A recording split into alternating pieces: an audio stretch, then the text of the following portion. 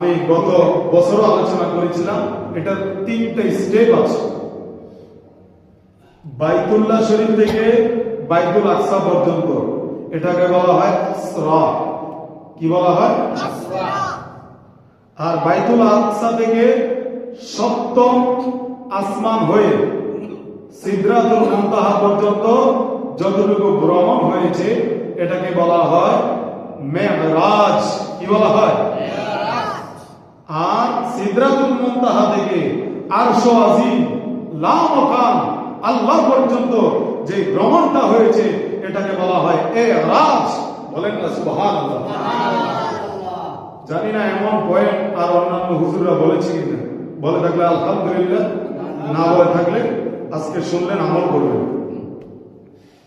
কেউ যদি আসরাকে অস্বীকার করে, বাইতুল্লাহ শরীফ থেকে বাইতুল আকসা পর্যন্ত কেউ যদি এই ভ্রমণটাকে অস্বীকার করে শরীয়তের ভাষা, সে কাফের হয়ে যাবে। নাউজুবিল্লাহ বলেন। কি হয়ে যাবে? কাফের। আর বাইতুল আকসা থেকে সপ্তম আসমান হয়ে সিদরাতুল মুনতাহা এই ভ্রমণটা মেরাজ, এটাকে কেউ যদি অস্বীকার করে সে বেদাতি ফাসিক হয়ে যাবে। নাউজুবিল্লাহ। আর সিদরাতুল মুনতাহা থেকে খুব লা ইলাহা ইল্লাল্লাহ আল্লাহর সাথে যতটুকু হয়েছে ততটুকু অস্বীকার করলে সে পথভ্রষ্ট, সে গরীব, সে অসহায়, সে জাহেল হয়ে যাবে। বলেন না নাউজুবিল্লাহ। আল্লাহ রাব্বুল আলামিন পবিত্র কালামের মধ্যে বলেন, সুবহানাল্লাযী আসরা বিআবদিহি লাইলাম মিনাল মাসজিদিল হারামি ইলাল মাসজিদিল আকসা। বলেন না সুবহানাল্লাহ। আল্লাহ রাব্বুল আলামিন বলেন, সেই পূত পবিত্র সত্তা যিনি তার আপন বান্দাকে, তার প্রিয় মাহবুব বান্দাকে বাইতুল্লাহ শরীফ থেকে বাইতুল আকসা পর্যন্ত ভ্রমণ করিয়েছেন। রাতে একটু অংশের মধ্যে আল্লাহ রাব্বুল আলামিন সফর করাইছেন। বলেন না সুবহানাল্লাহ। লাইলান আয় কলিলা, রাতের অল্প একটু সময়ের মধ্যে আল্লাহ তাআলা কি করিয়েছেন? আমার নবীকে ভ্রমণ করাইছেন। কোথা থেকে কোথায়? বাইতুল্লাহ শরীফ থেকে বাইতুল মুকদ্দাস। শুধু তাই নয়, আল্লাহ রাব্বুল আলামিন বলেন, এটা কেমন মসজিদ? এটা কোন সাধারণ মসজিদ না, এটা কোন বাইতুল মুকাররম না, এটা কোন জমিয়তুল ফালাহ না, এটা কোন শেখ ফরিদ রহমাতুল্লাহ নাই, মুন্সিগঞ্জ সিরাজদি খান, এই কাজিরবাগে হযরত শেখ ফরিদ রহমাতুল্লাহ আলাইহি সাধারণ কোন মসজিদ না। আমার আল্লাহ রাব্বুল আলামিন বলেন, আল্লাযী বারাকনা হাওলাহু লিনুরিয়াহু মিন আয়াতিনা। আমার আল্লাহ বলেন, এটা এমন একটা মসজিদ যেই মসজিদের চতুর্দিকে আল্লাহ তাআলার বরকত বিদ্যমান। এখন বলবেন, হুজুর এই মসজিদে কি বরকত নাই? আছে। জোরে বলেন না সুবহানাল্লাহ। এই মসজিদও আছে, ওই মসজিদও আছে, এই মসজিদেও আছে, ওই মসজিদেও আছে। কাবা করে নামাজ পড়লে যতটুকু সওয়াব, এই মসজিদে কি নামাজ পড়লে ততটুকু সওয়াব হবে? হবে না। ওই মসজিদে এক রাকাতে 1 লক্ষ। বলেন না সুবহানাল্লাহ। কত লক্ষ? 1 লক্ষ। আর এই মসজিদে, জামে মসজিদের অনুযায়ী এই মসজিদে আল্লাহ তাআলা প্রতি রাকাতে 500 রাকাতের সওয়াব দান করবে। কই 500 আর কই 1 লক্ষ। বলেন না সুবহানাল্লাহ। আল্লাহ রাব্বুল আলামিন বলেন, বারাকনা হাওলাহু, যাতে করে আমার হাবিব ওই মসজিদের আশেপাশে আল্লাহ তাআলা বরকত দান করেছেন। শুধু তাই নয়, লিনুরিয়াহু মিন আয়াতিনা, যাতে করে আমার নিদর্শন, আমার হাবিবকে দেখাইতে পারি, আমার হাবিবকে যাতে করে আমি আমার নিদর্শন, আমার পুত্র দেখাতে পারি। ঘোষণাকার আল্লাহ। এই সম্মান দিয়েছেন কে? আল্লাহ। আল্লাহ অন্যান্য নবীদেরকে দেয় নাই। হযরত মুসা আলাইহিস সালাতু ওয়াস সালাম আপনারা সকলে জানেন আল্লাহকে দেখার জন্য কত দরখাস্ত করেছেন, কিন্তু আমার নবী বলেন নাই যে আল্লাহ আমাকে দেখা দেন অথবা আপনার বাড়িতে নিয়ে যান। আমার দয়াল নবী কোনদিনও এই আরজি প্রকাশ করে নাই। না চাইতেও আল্লাহ রব্বুল আলামিন আমার হাবিবকে দাওয়াত করে আল্লাহর বাড়িতে নিয়ে গেছে। আমরা খুশি না বাজার? খুশি। যারা বলেন খুশি না বাজার? খুশি। নবী যে আল্লাহর বাড়িতে গেছে, আল্লাহ নিয়ে গেছে দাওয়াত দিয়ে, সেই সুবাদেই তো আমরা আজকে মেরাজুন নবী নিয়ে আলোচনা করতেছি। আল্লাহ কবুল করে, সবাই বলেন আমিন। আমিন। ইন্নাহু হুয়াস সামিউল বাসীর। আল্লাহ রাব্বুল আলামিন সকল কিছু দেখেন, সকল কিছু শুনেন। বলেন না সুবহানাল্লাহ। আজকের এই মসজিদে পবিত্র মেরাজুন নবী নিয়ে আলোচনা হচ্ছে। আমার আল্লাহ দেখে কি দেখে না? কথা বলেন, দেখে কি দেখে না? কে মসজিদে আসছে, কে আসে নাই? আল্লাহ দেখে কি দেখে না? বলেন না সুবহানাল্লাহ। এটা গেল আয়াতের সরল অনুবাদ। বুখারী, মুসলিম, তিরমিজি আরো অন্যান্য কিতাবের মধ্যে মেরাজুন নবী নিয়ে বিস্তারিত আলোচনা করেছেন স্বয়ং আমার নবী। বলেন না সুবহানাল্লাহ। যিনি মেরাজ করেছেন তিনি বলতেছেন মেরাজে কি কি ঘটনা ঘটেছে, সেই ঘটনাগুলো আমাদের জানা দরকার আছে বাবারা। বলেন না আছে না নাই? মেরাজের আলোচনা এক জুমা দুই জুমা দিয়ে শেষ হবে না। আল্লাহ রাব্বুল আলামিন জিবরাইলকে বললেন, হে জিবরাইল চলে যান, আমার নবীকে আমার বাড়িতে নিয়ে আসেন। বলেন না সুবহানাল্লাহ। ঢাকা থেকে আমি আছি জুমা পড়ানোর জন্য। কোন পাঞ্জাবিটা পরে আসবো, কোন পাগড়িটা পরে আসবো, কোন আলোচনাটা করব, এটা আমি সাবজেক্ট নির্ধারণ করি, ঠিক কিনা বলেন? এর বাইরে আলোচনা করা যাবে না, অন্য কোন পোশাক করা যাবে না। উল্টা পাল্টা পোশাক করলে মুসল্লিরা কইবে ইমাম সাহেব কি পোশাক পরে আইছে, ভালো কোনো পোশাক পরে আসে নাই। ঢাকা থেকে খতিব সাহেব আসে জুমার নামাজ পড়ানোর জন্য, উল্টা পাল্টা পোশাক পরে আসছে। না, হুজুরের চালচলন বেশি একটা ভালো না। কিন্তু আমার নবী, দয়াল নবী আল্লাহর বাড়িতে যাবে, স্বয়ং আল্লাহ আমার নবীর জন্য জান্নাত থেকে পোশাক পাঠাইয়া দিছে। বলেন না সুবহানাল্লাহ। আরে আমার নবী কি পাগড়ি পরবে? জিবরাইল আলাইহিস সালাতু ওয়াস সালামের মাধ্যমে আল্লাহ রাব্বুল আলামিন হাবিবের জন্য পাগড়ি মুবারক বানিয়ে দিয়েছেন। বলেন না সুবহানাল্লাহ। আমার নবী সম্মান মহান, কদার কথা। এই এলাকার মধ্যে কোন একজন প্রাইম মিনিস্টার আসবে, আগে থেকে আমরা রাস্তাঘাট সাজাই কি সাজাই না? সাজাই কি সাজাই না?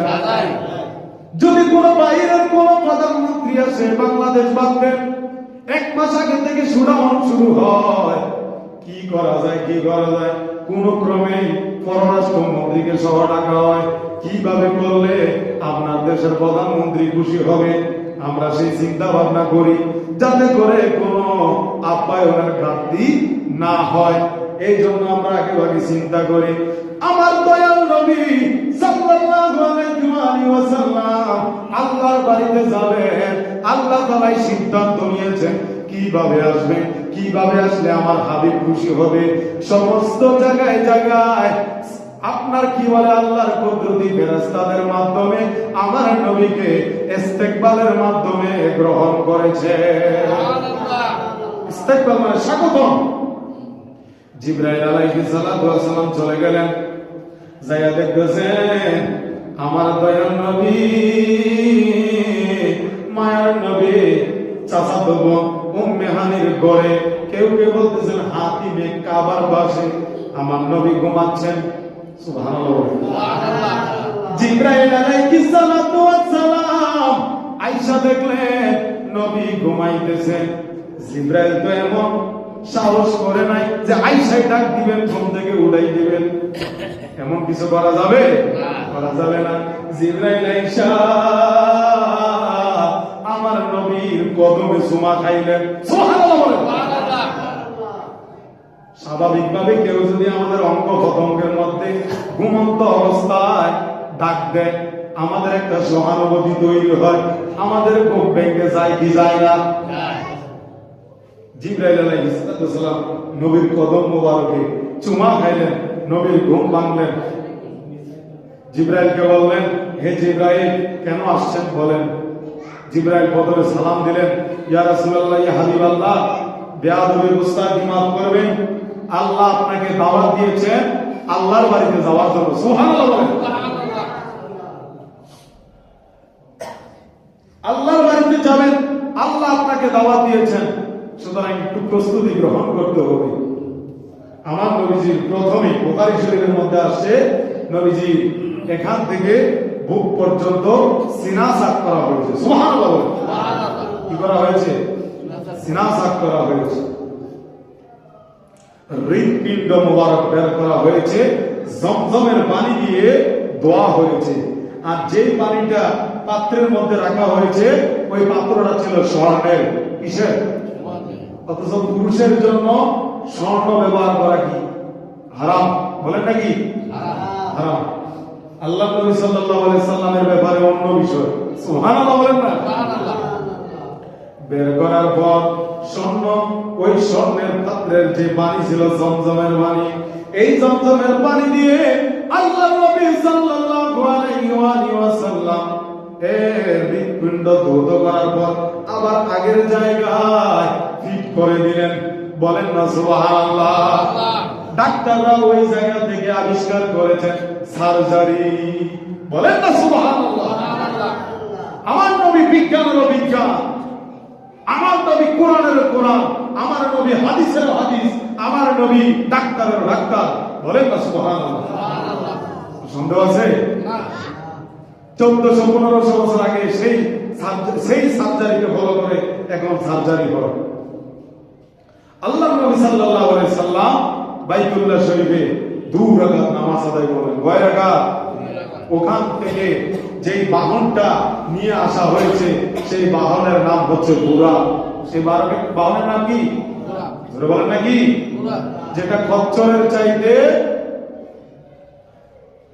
ছোট, গাধার চাইতে বড়। বলেন না সুবহানাল্লাহ। যেটা এমন একটা প্রাণী, এটার গতি হচ্ছে আপনার চোখের পলক যতটুকু শেষ, ওইটার কদম এক জায়গায়। বলেন না সুবহানাল্লাহ। আমাদের চোখের দৃষ্টি যতটুকু যা, এটার এক কদম কতটুকু, তাহলে এটার পাওয়ার কত দেখেন। সেই বাহন দিয়ে আমার নবীজি যাচ্ছেন, যেতে যেতে যেতে যেতে আপনার আল্লাহ রাসূল সাল্লাল্লাহু আলাইহি সাল্লাম চলে গেলেন ইয়াসরিব নামক জায়গায়। আমার নবীজি সাল্লাল্লাহু আলাইহি সাল্লাম বললেন, জিবরাইল বললেন, ওগো হাবিব, আপনি এই জায়গায় 2 রাকাত নামাজ পড়েন, এই জায়গায় আপনার আবাসস্থল হবে, এই জায়গায় আপনি আজীবন থাকবেন। এখন এই জায়গার নাম হচ্ছে ইয়াসরিব, ভবিষ্যতে এর নাম হবে মদিনা শরীফ। বলেন না সুবহানাল্লাহ। এখান থেকে চলে গেলেন শুদ্র একটি জায়গা, সাদা একটি জায়গায়, ওখানেও 2 রাকাত নামাজ পড়লেন। পড়তে পড়তে চলে গেলেন লাহাম নামক একটি জায়গায়, ওই জায়গায়ও বললেন, ইয়া রাসূলুল্লাহ, ইয়া হাবিবাল্লাহ, আপনি এই জায়গায় 2 রাকাত নামাজ পড়েন। এই জায়গার মধ্যে হযরত ঈসা আলাইহিস সালাম জন্মগ্রহণ করেছিলেন। বলেন না সুবহানাল্লাহ। ওখান থেকে চলে গেলেন আল্লাহ রাসূল সাল্লাল্লাহু আলাইহি সাল্লাম হযরত মুসা আলাইহিস সালামের রওজা মুবারকের পাশ দিয়ে, মুসা আলাইহিস সালাম ওনার মাজার শরীফের মধ্যে, ওনার রওজার মধ্যে নামাজ পড়তেছেন।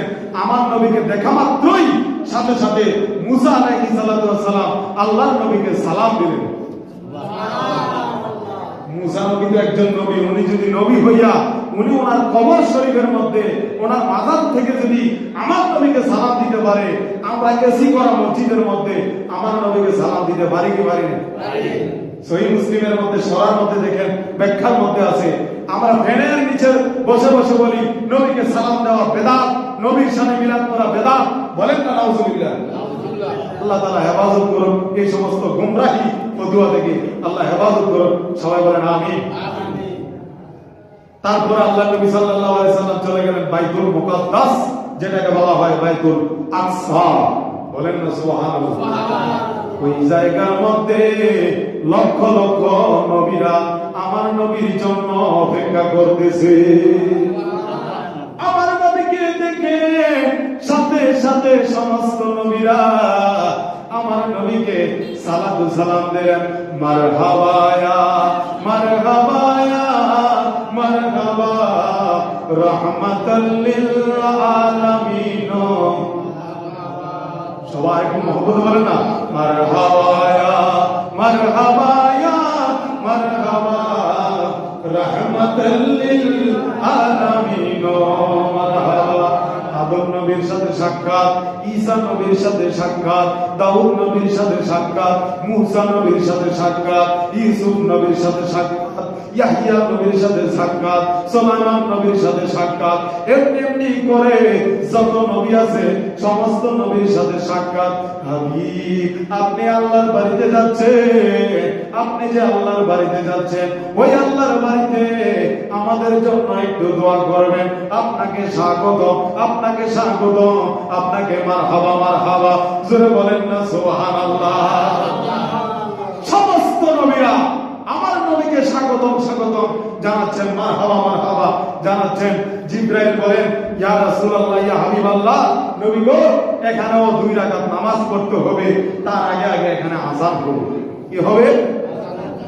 শরীয়তের একটি মাসালা মনে রাখবেন, যেখানে জামাত সহকারে নামাজ পড়বেন, আশেপাশে কোনো মসজিদ নাই, এরকম হয় না, তখন একটু আযান দিয়ে দিবেন। কি দিবেন?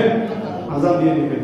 আযান দিলেন হযরতে জিবরাইল আলাইহিস সালাম, বলেন না সুবহানাল্লাহ, যিনি সাইয়্যিদুল মালায়েকা, সমস্ত ফেরেশতাদের সর্দার। তিনি বলতেছেন যে এখন নামাজ হবে, নামাজের ইমামতি আদম নবী করবে, ঈসা নবী করবে? নয় নয়, এখানে জামাতের ইমামতি করবে আখিরি নবী, নবীদের নবী, যে নবীকে না বানাইলে আসমান জমিন আদম থেকে ঈসা রুহুল্লাহ পর্যন্ত কোন মাখলুকাত আল্লাহ তাআলা সৃষ্টি করতেন না, সেই নবী হযরত পাক সাল্লাল্লাহু আলাইহি সাল্লাম মুহাম্মদুর রাসূলুল্লাহ সাল্লাল্লাহু আলাইহি সাল্লাম এই নামাজের ইমামতি করবে। এই জন্য ওনাকে বলা হয় ইমামুল মুরসালিন, বলেন না সুবহানাল্লাহ। আমার নবী ওখানে জামাতের নামাজ আদায় করলেন, ইমামতি করলেন, ওখান থেকে চলে গেলেন প্রথম আসমানে। কোথায়? প্রথম আসমান কি ঢাকা না চট্টগ্রাম? হ্যাঁ, দুনিয়া থেকে কিতাবের মধ্যে এসেছে দুনিয়া থেকে প্রথম আসমানে আমরা যদি যেতে চাই 500 বছর লাগবে। কত বছর? বলেন না সুবহানাল্লাহ। আমাদের 10 পুরুষ যদি হায়াতের জিন্দেগি জোরাতালি দেওয়া হয়, তারপরে প্রথম আসমান। ওটার যে স্তর আছে, ওই স্তর আমার পার হতে লাগবে 500 বছর। তাহলে আসমান আছে কয়টা? 7টা। বলেন না কয়টা? তাহলে 7টা। প্রথম আসমান যদি পার হতে হয় 1000 বছর, কত বছর? 1000 বছর। তাহলে এমনি করে কত বছর লাগবে? 7টা। জোরে বলবেন না সুবহানাল্লাহ। প্রথম আসমানে গেলেন আল্লাহর নবী সাল্লাল্লাহু আলাইহি ওয়াসাল্লাম। গিয়ে দেখতে পাইলেন ওই আসমানের মধ্যে হযরতে আদম নবী। কোন নবী? কোন নবী? আদম নবী। আসমানের মধ্যে দরজা বন্ধ। হযরত জিবরাইল আলাইহিস সালাতু ওয়াস সালাম কে বললেন, কে দরজার বাইরে? জিবরাইল আলাইহিস সালাতু ওয়াস সালাম বললেন, আনা জিবরাইল। আপনার সাথে কে? বললেন হযরত মুহাম্মদুর রাসূলুল্লাহ সাল্লাল্লাহু আলাইহি ওয়াসাল্লাম। হযরত আদম বললেন, তাকে কি এখানে স্বাগত জানা হয়েছে? এখানে আসার জন্য বলা হয়েছে? হযরত জিবরাইল বললেন, ও গত অবশ্যই আল্লাহ তাআলা বলেছেন আসার জন্য। হযরত জিবরাইল আলাইহিস সালাতু ওয়াস সালাম বলেন, আসেন, প্রবেশ করেন। আমার দয়াল নবী সাল্লাল্লাহু আলাইহি ওয়াসাল্লাম সহ জিবরাইল প্রবেশ করলেন। জিবরাইল প্রবেশ করার সাথে সাথে, আমার নবী প্রবেশ করার সাথে সাথে আমার দয়াল নবী হযরত আদম আলাইহিস সালাতু ওয়াস সালামকে সালাম দিলেন। বলেন না সুবহানাল্লাহ। শরীয়তের মাসালা, আপনি যদি কারোর বাড়িতে যান সর্বপ্রথম সালাম দিবেন। কি দিবেন? নাম বলেন রহিম সাহেব কই আছেন? আমরা তো এখন হয়ে গেছে বাড়িতে আসেননি, এইভাবে ডাক দিই। ইসলামের মধ্যে আপনাকে সে আদব শিক্ষা দিয়েছেন, আমরা সে আদব বাদ দিয়ে দিচ্ছি। প্রথমে সালাম দিবেন, যদি জবাব না আসে আরেকটা সালাম দিবেন, জবাব না আসে আরেকটা সালাম দিবেন। কয়টা? যদি জবাবের এই সালামের যদি জবাব না দেয় তাহলে শরীয়তের মাসালা হলো আপনি ফিরে আসবেন। কি আসবেন? এটা হলো শরীয়তের মাসালা। আর যদি সালামের জবাব না হয় তাহলে ওই ভাবি সাহেবের সাথে আমরা দেখা করতে যাই। কে দিয়েছে আপনাকে সেই অথরিটি? ইসলামে কি সেই বিধান আছে? নাই। যদি কোনো মহিলা থাকে সে পর্দার আড়াল থেকে সালামের জবাব দিয়ে বলবে যে আপনাদের ভাই বাসায় নাই, পরবর্তীতে আইসে, অথবা একটা সময় দিবে। ঠিক আছে তো ইনশাআল্লাহ? আদম নবী আমার নবীর দেখার সাথে সাথে বলতেছেন, ওগো আখিরি নবী, আপনি খুব ভাগ্যবান, আপনি আল্লাহর বাড়িতে যাচ্ছেন, আল্লাহর সাথে দিদার হবে, আপনাকে স্বাগতম, আপনি আমাদের জন্য দোয়া করবেন। বলেন না সুবহানাল্লাহ। ওখান থেকে চলে গেলেন দ্বিতীয় আসমানে। দ্বিতীয় আসমানের মধ্যে হযরত ঈসা আলাইহিস সালাতু ওয়াস সালাম। ঈসা আলাইহিস সালাতু ওয়াস সালাম শুধু নয়, ওখানে আছে ইয়াহইয়া আলাইহিস সালাতু ওয়াস সালাম। ওনারা হচ্ছে আপন খালাতো ভাই, ওনারা হচ্ছে আল্লাহর দুইজন নবী। বলেন না সুবহানাল্লাহ। ঈসা নবী এবং ইয়াহইয়া নবীর সাথে সাক্ষাতের পর তৃতীয় আসমানে চলে গেলেন। তৃতীয় আসমানে হযরত ইউসুফ নবী, ওখানে সাক্ষাৎ করার পর চতুর্থ আসমানে চলে গেলেন হযরত ইদ্রিস নবী। বলেন না সুবহানাল্লাহ। হযরত ইদ্রিস আলাইহিস সালাতু ওয়াস সালামের সাক্ষাতের পর চলে গেলেন হযরত পঞ্চম আসমানে হযরত হারুন আলাইহিস সালাতু ওয়াস সালাম। হারুন আলাইহিস সালাতু ওয়াস সালামের সাথে সাক্ষাৎ করার পর চলে গেলেন ষষ্ঠ আসমানে। ষষ্ঠ আসমানে হযরত মুসা কালিমুল্লাহ। বলেন না সুবহানাল্লাহ। কোন নবী? মুসা কালিমুল্লাহ। মুসা কালিমুল্লাহ সাথে সাক্ষাৎ করার পর চলে গেলেন সপ্তম আসমানে। সপ্তম আসমানে এমন একজন নবী, তিনি হলো মুসলিম জাতির পিতা। বলেন না সুবহানাল্লাহ। কোন নবী? ইব্রাহিম নবী। সুবহানাল্লাহ বলেন। ইব্রাহিম নবীর সাথে সাক্ষাৎ হলো। বলতেছে, হে পুত্র, আপনি আল্লাহর দরবারে যাচ্ছেন। ওগো আল্লাহর হাবিব, আপনি আল্লাহর দরবারে যাচ্ছেন, আপনি একটু আল্লাহর দরবারে আমাদের জন্য দোয়া করবেন।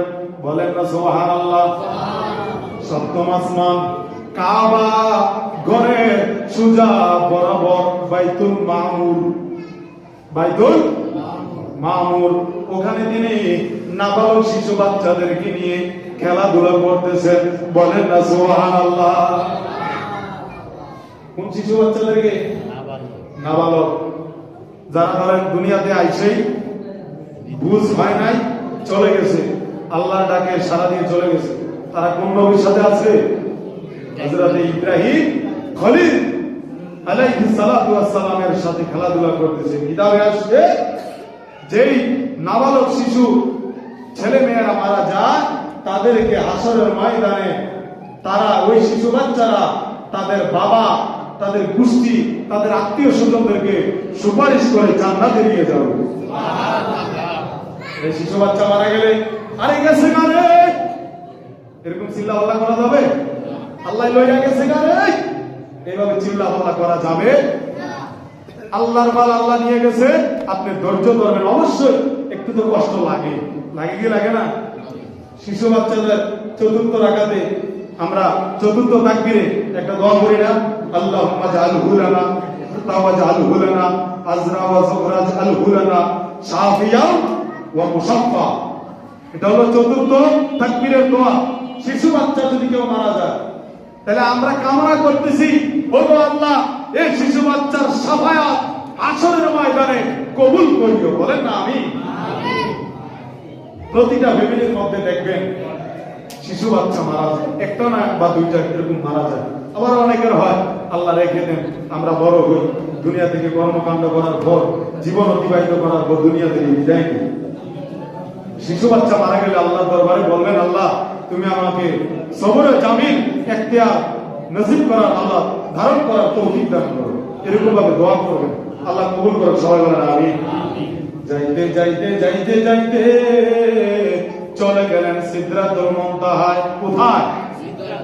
সিদরাতুল মুনতাহা যাওয়ার পর জিবরাইল আলাইহিস সালাতু ওয়াস সালাম বলেন, ইয়া রাসূলুল্লাহ, নবী গো, আমার আর যাওয়ার কোনো ক্ষমতা নাই।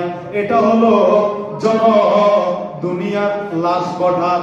আমি যদি এক কদম পা বাড়াই, আমার 600 নূরের পাকা সহ আমি জিবরাইল ধ্বংস হয়ে যাব। জোরে বলেন আল্লাহু আকবার। আল্লাহু আকবার। জিবরাইল কিসের তৈরি?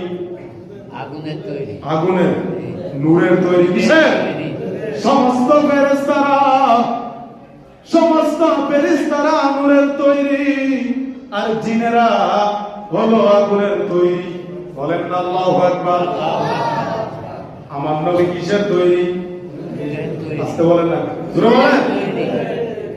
নবী যদি মাটির হয়, কিভাবে ওই 70,000 নূরের পর্দা ভেদ করে আল্লাহর সাথে সাক্ষাৎ করলেন? বলেন না সুবহানাল্লাহ।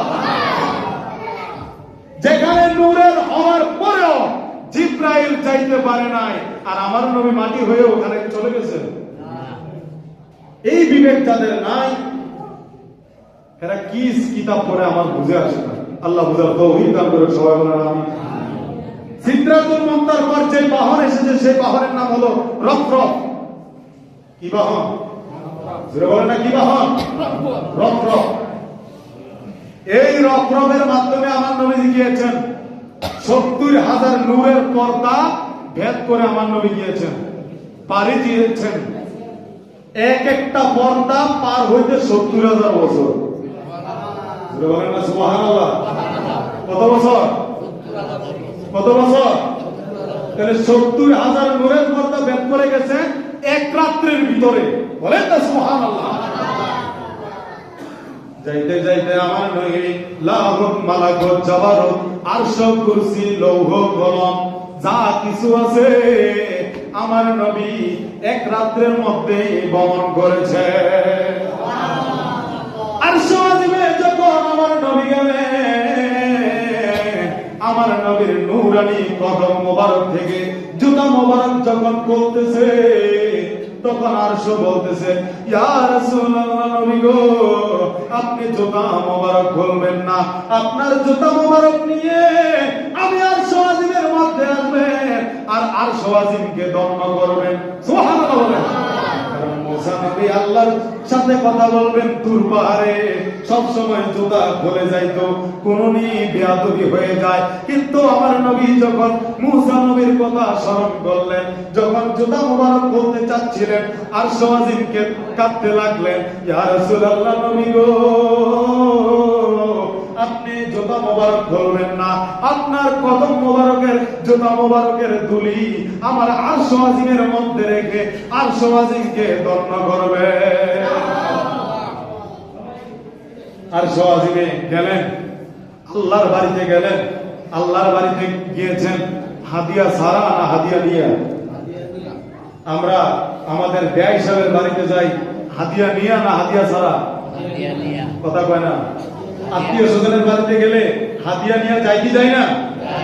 কেউ মিষ্টি নিয়ে যায়, কেউ কাপড় নিয়ে যায়, কেউ ইত্যাদি ইত্যাদি, যে যা পারি তা নিয়ে যাই, ফল ফ্রুট নিয়ে যাই, যাই কি যাই না? অনেকে তো আছে এই ফল ফ্রুট হাদিয়া ছাড়া চলে যায়। আল্লাহর বাড়িতে গিয়েছেন আমার নবীজি, হাদিয়া নিয়ে গেছেন। মারহাবা বলেন। হাবিব সুম্মা দানা ফাতাদাল্লা ফাকানা কাবা কাউসাইনি আও আদনা। হাবিব আপনি আরো কাছে আসেন, আরো কাছে আসেন, বলেন না সুবহানাল্লাহ। দুই ধনুক যেভাবে টান দিলে, যেভাবে একটার মাথা আরেকটার সাথে লেগে যায়, টান দিলে তীর মারতে গেলে হয় কি হয় না? আমার আল্লাহ রাব্বুল আলামিন বলেন, হাবিব আপনি আরো কাছে আসেন, আরো কাছে আসেন, সুবহানাল্লাহ বলেন।